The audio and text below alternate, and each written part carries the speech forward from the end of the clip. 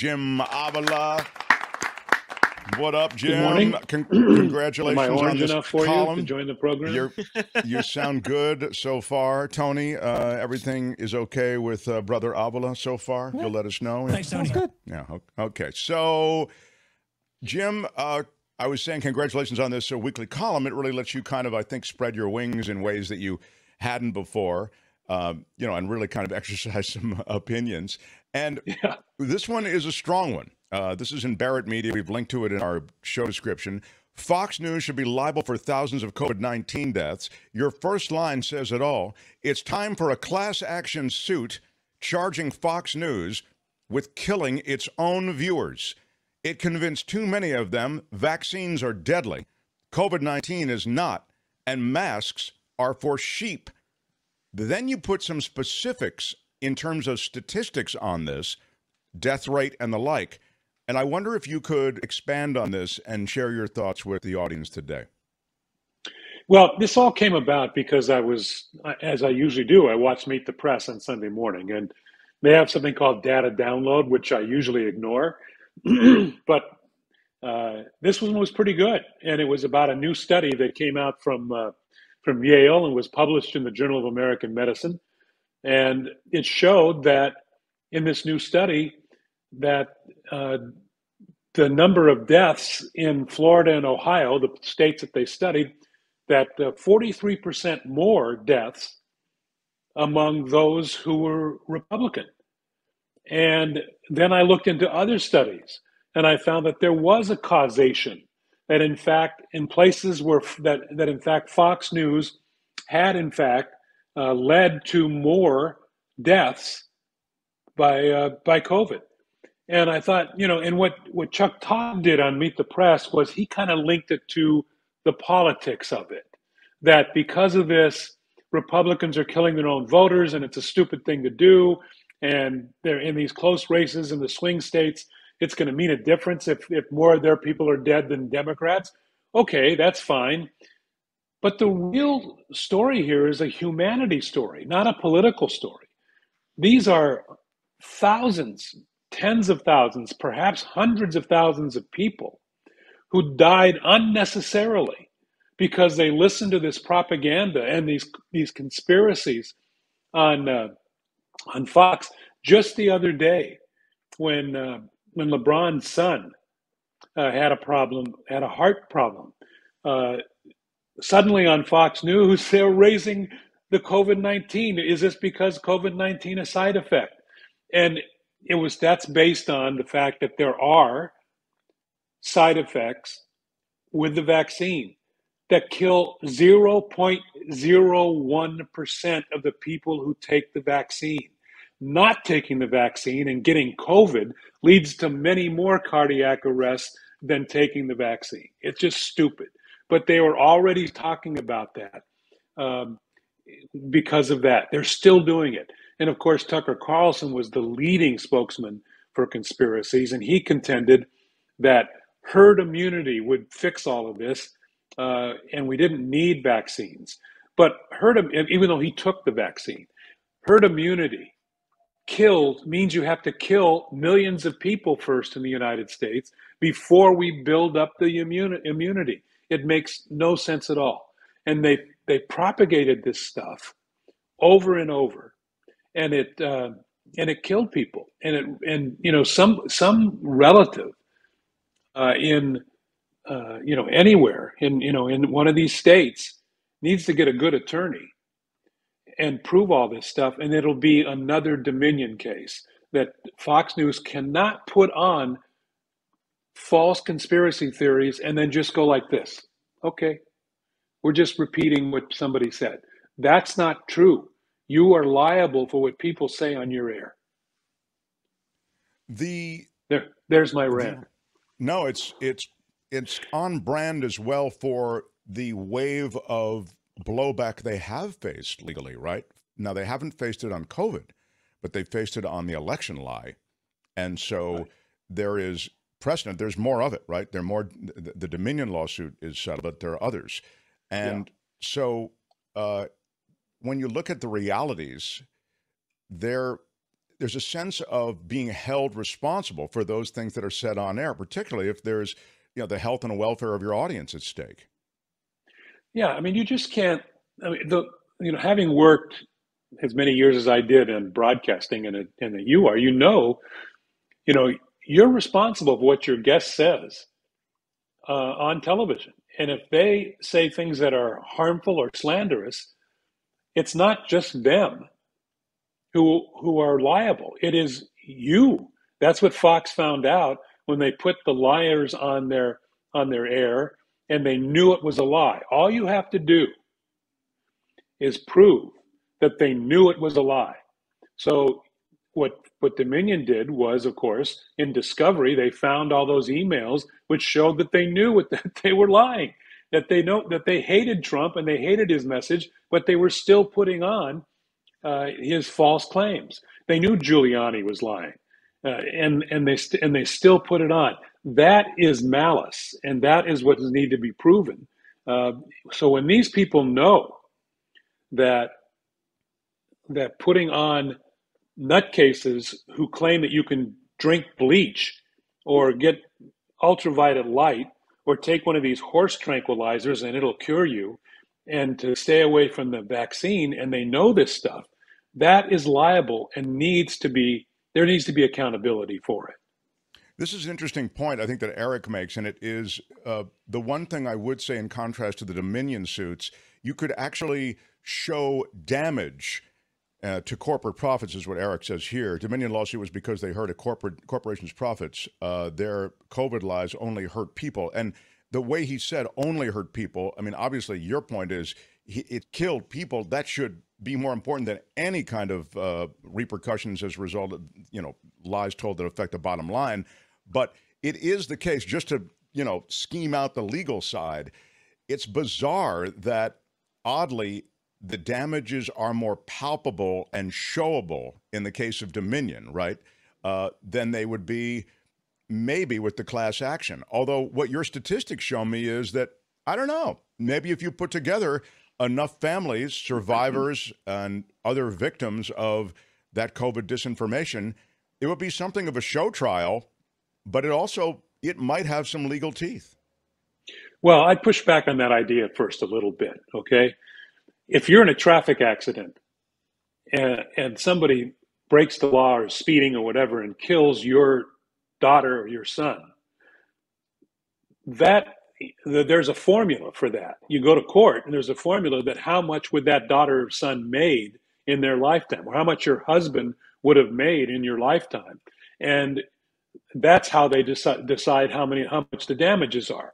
You will get damages if you lose life. It's not just sorry, because, and bad feelings because they lost their lives. There's money involved, and Okay. if you can prove that Fox knew that they were spreading propaganda, and that propaganda led to deaths of people, and it led to a death of your father, who was making $100,000 a year and had, by actuary tables, 20 years left. That's $200,000, or it's more than that. It's $2 million.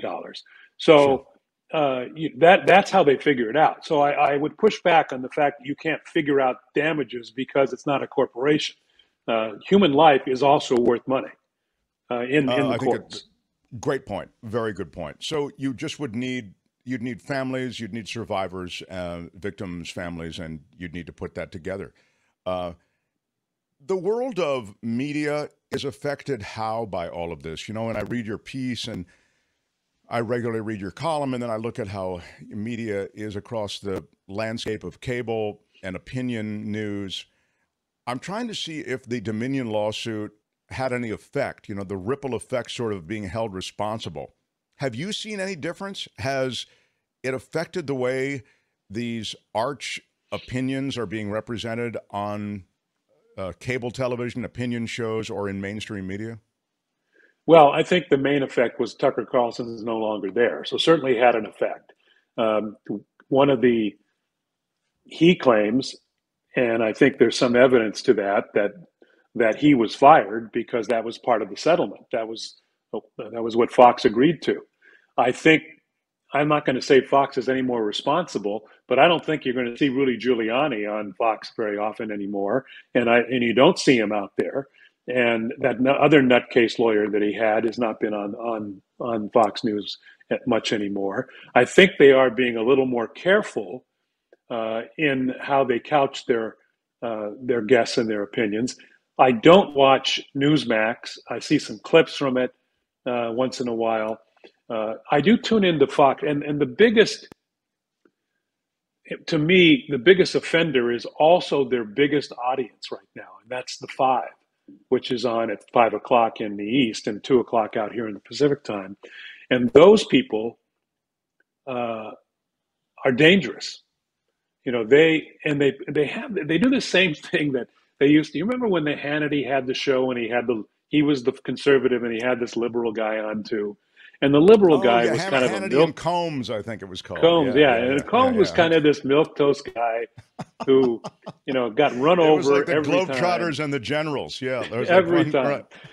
And the Five, they have a token liberal among the Five, and it used to be Geraldo Rivera, who was, another story, and now they have this woman who I don't even remember her name, and she really doesn't represent herself very well, and they just ride over her and everything she has to say. It's just embarrassing, and so you have this one-sided thing, and you have Jesse Waters on there and that other clown who does the late night show on their show, whatever his name is. Is it Greg something? Gutfeld or Yeah, Greg, Gutfeld calls himself the king of late night. right, yeah. I mean, his show they do numbers because it's mostly a really old audience that has stayed with them through their entire broadcast day. Gone are the days there in cable land where people would, tune in like appointment television. They just carry that audience through the entire day, right? Right, and then they're also in Pacific time, they're on at 9 o'clock or 8 o'clock. So they're on in prime time. So you measure their numbers against Fallon and the rest of them, the Tonight Show and Late Show and whatever. They're on at 11 o'clock, which there are a lot fewer viewers. So it's kind of a skewed comparison. But he does have an audience. He's probably, I guess it's the most watched show now that Tucker Carlson is not around. No, the Five is. The Five is. And the reason we talk about Fox News, I'm trying to interrupt you, but I just want to say the reason you spend a minute on Fox News is they do represent a block of voters who show up at the polls.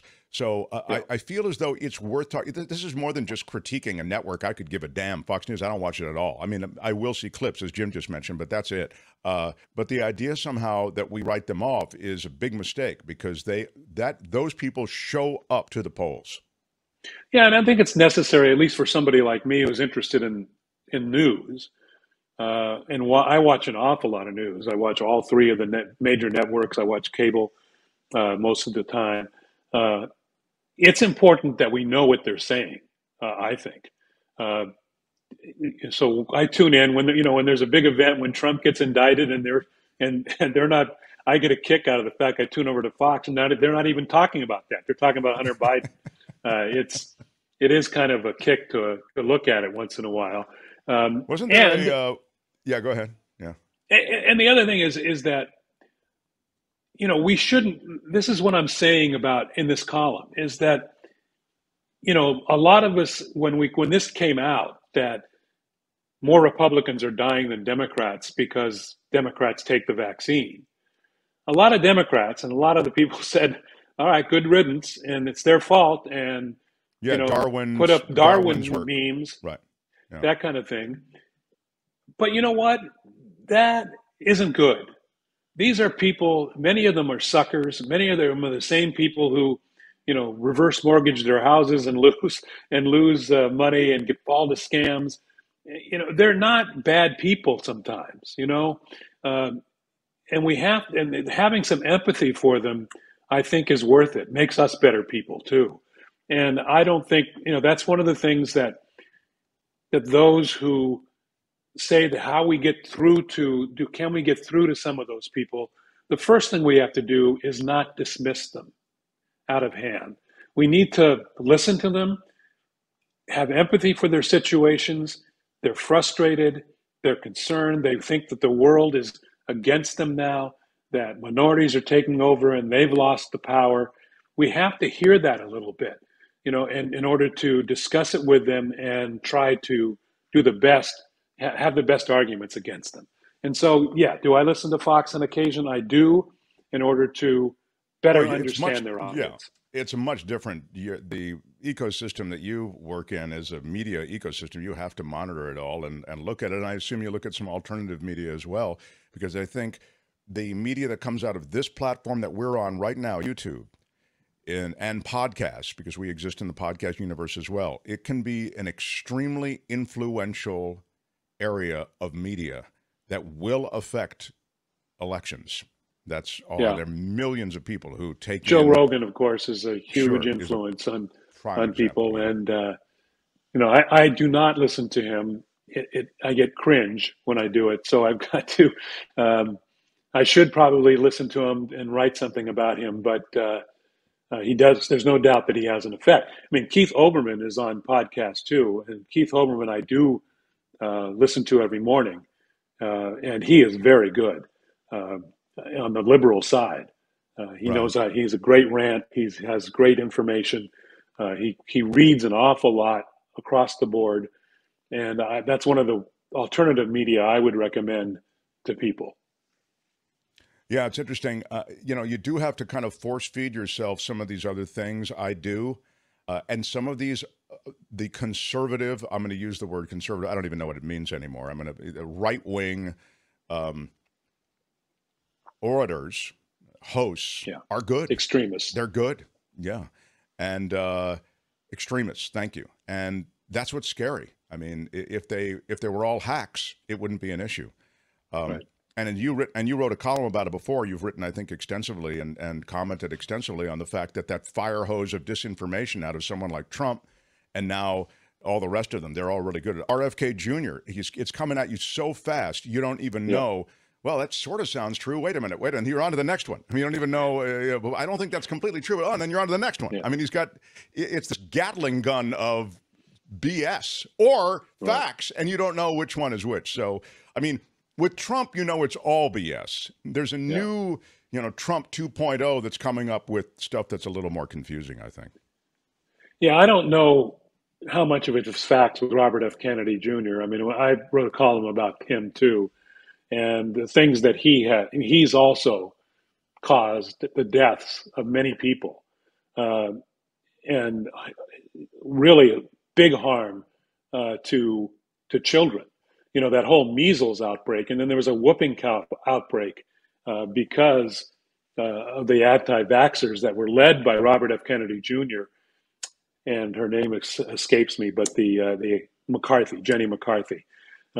Those two combined to really scare mothers across the country, parents across the country. And, up in Washington State, there was a huge whooping cough outbreak because of that. So, yes, Robert F. Kennedy Jr. is also a danger because of this stuff. I guess when I was talking about facts, particularly as they pertain to Robert F. Kennedy Jr., I was thinking about facts around his uncle, his father, and their assassinations, and I always think that's interesting, and I guess I'm intrigued by that. So I kind of perk up when he gets to that. Certainly on medicine, I think it's a far darker picture. I think you're right. He does have some points, especially about his uncle's death, that is still controversial. The Sirhan thing, I think, is much more clear cut, and with Robert F. Kennedy, but we're getting far afield from our subject. But JFK is a whole other show. JFK is right, about exactly. what that is. There was a lot going on. All right, we've linked to your latest piece in our description. Love visiting with you, and we'll talk to you on Friday. Hi, it's Mark, and I thought that was great.